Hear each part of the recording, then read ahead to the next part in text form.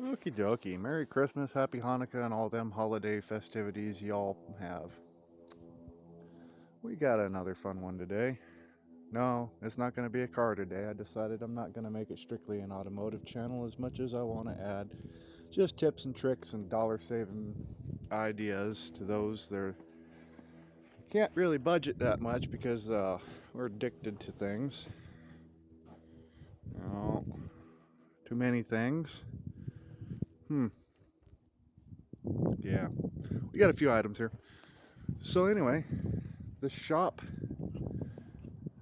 Well, I thought I had something clever to say for that one, but I guess not. But the shop so far has been coming along quite nicely, and I've had a couple buddies come out and help me from time to time, and that's pretty nice. Wish it could happen a little bit more often, but we're getting somewhere. Today we're doing sheet metal. This is just some reclaimed stuff I got from a neighbor's shop years ago. And well, we're putting it to use again. Matter of fact, almost all of this is reclaimed lumber. You got your pallets from your local flooring and hardwood companies, and sometimes the Yamaha shops and stuff, they'll pull in some bigger pallets for their snowmobiles and their side-by-sides. So about 90% of this is pallets, the rest is reclaimed lumber, and then I ran a few boards shy, and it's Christmas and all that, so I don't want to bug very many people. I went ahead and I got me a few more boards on Christmas Eve to finish the addition. So yeah, I've got maybe, oof, that board ain't level. I've got maybe, I don't know, close to $400 into all this so far, and that's mostly been spent on gas and hardware. Everybody has their different places you can go to. You got Lowe's, Home Depot, Ace, Dick's, whatever. I don't know who all sells stuff.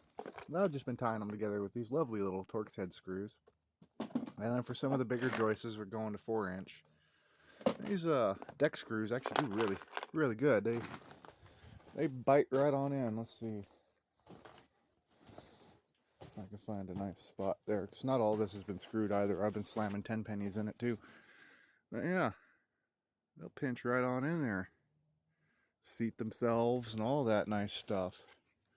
And I mean, she's pretty solid. She'll she'll hold some snow, that's for sure.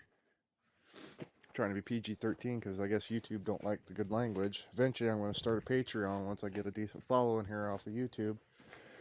You get to hear all my zany comments and wacky efforts, and as one of my favorite YouTubers, there's Zip Ties and Bias Plies, says, it's going to be ungreased when we get to that point.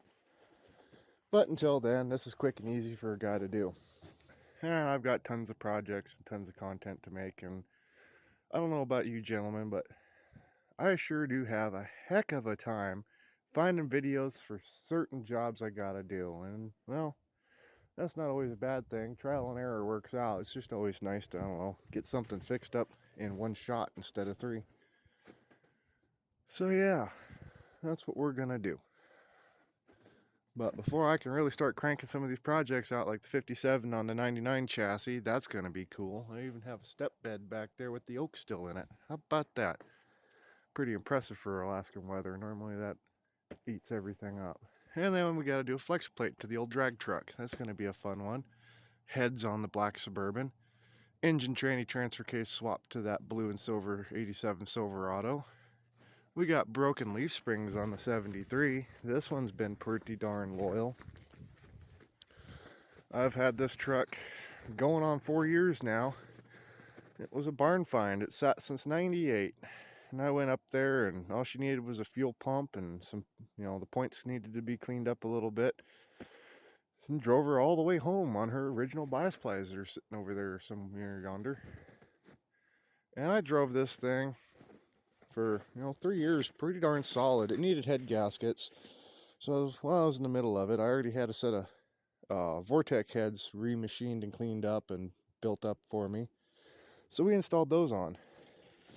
So she's got the Vortec 907s with Pertner overlapping valves. I think it's like 202 on the intake and 190 on the exhaust. So she is a breather and a screamer. And some of these newer 6.4 Hemi trucks are having a hard time keeping up with her, loaded or unloaded. But she hits a little too hard sometimes.